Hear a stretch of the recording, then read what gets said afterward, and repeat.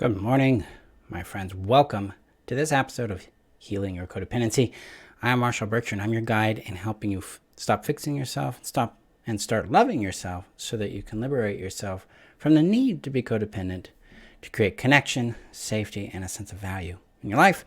Today is an impromptu episode built off my current healing journey around niceness and around personal power. So we're going to be getting into that and how niceness is not, one, it's not kindness, and two, it's actually costing your peace and your sanity. So we're going to jump into that here real quick. Before we do that, I'm going to share this out to the community here. So the community is a place where you can find additional guidance, training, and support in healing your codependency. The link is above on Facebook, below on YouTube. Come and join us and go deeper in your work in healing your codependency with me. All right, let's see here. We're going to share this out real quick to the group. Boom, there we go, and voila. So let me know how you guys are doing in the comments below and what's up for you. You'll probably notice that things have been a little quieter and a little slower, and that's because I've been involved in some really deep processing of my own, working with some deep traumas, deep pain, deep conclusions that have been, they've been perking up. They want attention, they need love, they need care. And one of these is about being the nice boy, being the good boy. And in reference to your world, that could be a nice person, a nice girl, a nice, whatever you may identify as. But it's this idea of niceness. We're supposed to be nice. We're not supposed to fight. We're not supposed to disagree. We're not supposed to say no. We're not supposed to upset other people. We're not supposed to hurt their feelings. We're not supposed to be different. We're not supposed to disappoint others. And in reality, we actually have to do those things. Those are actually a natural byproduct of embodying yourself, because we live in a world with a lot of differences and a lot of conflicts and a lot of development going on. We're pretty much an adolescent species, and we're all stuck in like the age 12 a lot in our emotions, and it's time to grow up. And part of growing up is letting go of the idea that we need to be nice and move into the reality that we need to be kind and we need to be honest, because that's where we find our peace. That's where we find our power. So let me know in the comments below if you were raised to be nice. You have to be nice. You have to consider everyone else. You don't upset them. You don't say no. You don't disagree with them, especially authority, parents or teachers or someone who claims to have some sort of authority or power. Don't upset them. You gotta obey. The other thing about niceness, it's about obedience. It's about pleasing the other person so that they won't do a thing. So remember, codependency has two basic functions. It's trying to prevent something, it's trying to cause something. And in my healing work with this little boy within me that's been suffering for a very long time in niceness, he's been trying to prevent. He's been trying to prevent being attacked, being rejected, being unloved, being smeared, being assaulted. Because these are things that actually happened to him when he would do his things his way, when he would say no, when he would occupy his power, when he'd do things the way he intuitively sensed to do them, when he saw things differently than others. The family unit, the culture I grew up in, did not allow children to have difference. They were to obey. And then you were to grow into an adult that was obedient. There was really never autonomy. There was no individuality. There was conformity and pleasing the authorities. So he's pretty angry. And this is one of those fundamental liberations. Anger starts to point us to the boundaries that have been violated, to the needs that have gone unmet. And it's asking us to step into our power to advocate for those things, to become kind and honest. And sometimes we got to be aggressive on our own behalf. We got to get out there and actually fight. Sometimes it's like, nope, I disagree with this thing. You'll stop treating me this way, stuff like that. Several weeks ago, an individual approached me about how they perceived how I interacted with someone else and supporting them in a particular event that was going on, that it did involve this individual. And they were quite upset with me that I did it the way I did. And I was just really clear with them. I wasn't going to be nice and go, oh yeah, I'm sorry that it hurt your feelings there. I'd be more like, the way you were behaving was disgusting, and I'm not going to stand for that. You got to grow up. See, niceness would have been like, yeah, I guess I could see where your pain was coming in, stuff like that. It was being direct with that and confronting the harm that was going on in that. That's kindness. That's honesty. And it doesn't have to be, you can put your teeth out. You can be like, don't do that again. But a lot of times, what we think we got to do is first consider where they're at. Consider all their pain in their context, rather than slow down and go, how's this impacting me? How does this align with my values? How does this align with what I want and what I need in my world? See, niceness bypasses us. It bypasses our own personal authority, our own personal accountability. It bypasses our own senses about things, what's going on for us. It makes something or someone else priority, and it's usually about pleasing them.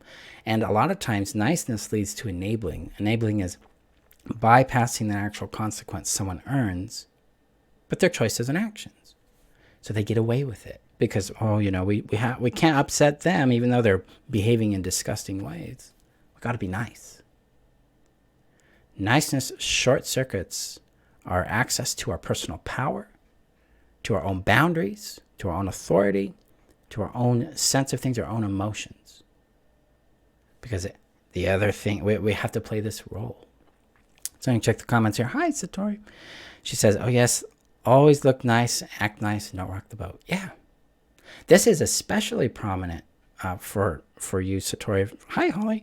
For women, you have been groomed to be nice. Groomed to it. And that word is deliberate. You're not empowered in your power. You get shot down for it. You get shamed for it. You get attacked for it. Men mostly are celebrated in those arenas. I wasn't. My mom wanted a nice boy. My parents, my stepmother and father, you better be nice. You're going to get it. It makes no sense. Why can't we have a kindness, a warmth, a reception of who we are and build agreements and cooperation and learn to understand boundaries and consent? Gotta obey, gotta be nice. So this little boy, this aspect of myself, this 5-year-old that was shut down from defending himself against bullies because he had to be nice. He wanted to go and punch him back, but no, I gotta be the nice boy. People get mad at me if I defended myself. I was bullied a lot in early elementary school and throughout middle school. And if I defended myself, I got in trouble. Not the bully. I was supposed to be nice. I was supposed to be more mature.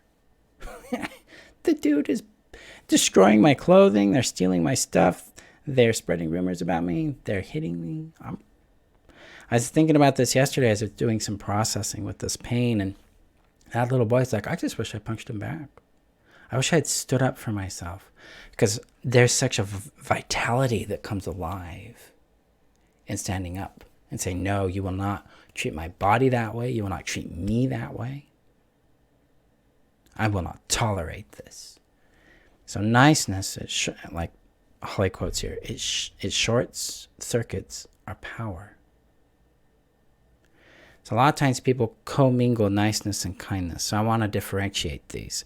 Niceness, again, is, I shouldn't do this because it'll upset them, disappoint them, hurt their feelings, things like that.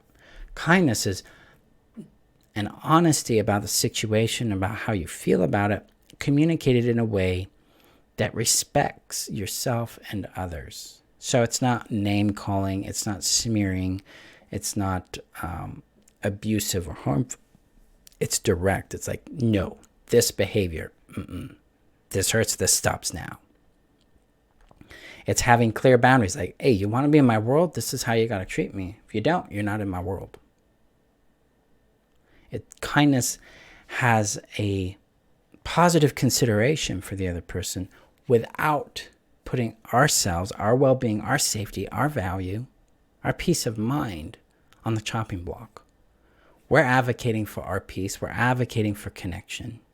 But we're doing it in a direct way that allows the other person to see and acknowledge their actions and their behaviors while we own and care for our emotions, our desires, our actions and choices. So niceness is not, it's about not rocking the boat, pleasing the other, avoiding the conflict. Kindness addresses conflict directly. So it's an empowered state, whereas niceness is a disempowered position. Now, moving out of niceness is a very scary thing. I've been working on this for some time because it's a very complex thing. For most of us, it will be very complex because niceness was one of the few mediums we got our needs met through. We got attention, we might have gotten approval through it, we might have gotten some sort of affection in return for it. This is a medium in which we learned a lot of transactional value and love. So letting go of niceness and moving into this direct kindness threatens these connections and this access to some of our vital needs, such as, acceptance, approval, connection, time, attention, play, protection. These are like our 10 core fundamental emotional needs. So learning to become kind and assertive and empowered in ourselves, it's going to rock those connections. And it needs to, because you deserve to have the honest relationship, not the fictional fantasy relationship you hope you're creating by being nice. I know some of this is blunt. It's even blunt for my little boy. He's just like, yeah, I'm not going to have that friend anymore. Yeah, because we know that they're treating us poorly. So in this is grief. In this is sorrow. In this is loss. And these, as we care for them and we process them and allow them to be, become the investment that generates our long-term peace, our long-term fulfillment. They bring us closer to real connection with ourselves first and then with others. Because through our kindness, we gain clarity and we build honest relationships with ourselves and with others. So we get to disappoint people. And sometimes we don't even have to care about it. Sometimes it's not even necessary, not even appropriate to care about their disappointment. I go out and buy a pink car. My poor students hear about this pink car all the time. I buy a pink car and the next door neighbor's like, "Whoa, you bought a pink car, what's wrong with you? It's disgusting. I'm so disappointed." Well, I'm not going to care. Because I have no agreement with this person not to buy a pink car. But let's say I buy a pink car and I have an agreement with person A never to buy a pink car because it's pink makes them ill. Well, then if I buy a pink car, I got to own that. I got to change that. See, that person A's disappointment makes sense because I violated an agreement. This is crucial, guys. Kindness is honesty. Niceness is, oh, that neighbor doesn't like pink cars, I won't buy it, even though it's my dream car. No. They're an adult. They can deal. We get to disappoint people. We get to let conflict happen. We don't even have to address it, again, depending on the context. But we get to go live our life. We get to know what life is for us, how we embody it, how we express it, how we live it. That's where your power is. So you feel powerless, you feel cut off, you feel lost in your world. It's because you're oriented outside of yourself. You're in someone else's yard, trying to conform and appease their standards. Niceness, kindness. It's not even kindness, niceness, and it's people-pleasing and shape-shifting. We got to come back to ourselves and go, what is my shape? What does my yard require? What does it need? What do I need? What do I want? How does that look? And in that process, people will be upset. People will feel hurt. That's normal. It's a natural part of differentiation. It's a natural part of becoming an individual. Is other people and their expectations and their perceptions of you become confused and contradicted by who you choose to be. They got to work that out. That's their yard. They can come and talk to you about it as long as they do it respectfully. I mean, I'm more willing to have conversations with people that are confused about why I do a thing. As long as it's done respectfully and kindly. I'm not going to tolerate abuse and smearing accusations. So it's important that we escape the trap of niceness, because trap of niceness was conditioned into us by people who didn't want to take emotional responsibility for their disappointment, their expectations, their wants, their needs. They expect us to conform to them. No more. We can be free. This is one of the eight factors of healing codependency. I've got that the 8 factors that heal codependency permanently workshop coming up on Wednesday. Come join us. That's almost 200 people signed up, so I'm really excited about that. It's going to be interesting. We're going to run through this workshop several times over the next year to refine it so you guys get the right map for you and you get the success you deserve in healing your codependency, because that's what I do. I help you heal your codependency. So, I check the comments here. So Holly's like, yes, fire. Melanie says that this resonates so much. Being nice is how I'm known. It's an identity, right? It's a role we play. I remember getting in trouble for things that weren't nice, and I wasn't allowed to explain I didn't mean it in the way they were taking it. And often things weren't nice was me initiating behavior from the people I upset, trying to be accepted. Yeah, super confusing. Absolutely. Because we aren't being loved if we're seeking approval. Approval and love are not the same. But to an individual who has been neglected, they do feel the same. So when we're seeking approval and we're seeking acceptance by doing what we think people want us to do, or even doing what they tell us to do, and they get upset, that doesn't mean we've failed. That means they're not honest. That means they're not being mature. That means they're not owning themselves. That means you're free of responsibility for fixing their feelings, because they're not yours. They're theirs. So niceness, we get all entangled in their world. Kindness, I see how you're feeling. I can see why you do feel this way. And I'm not going to play there anymore.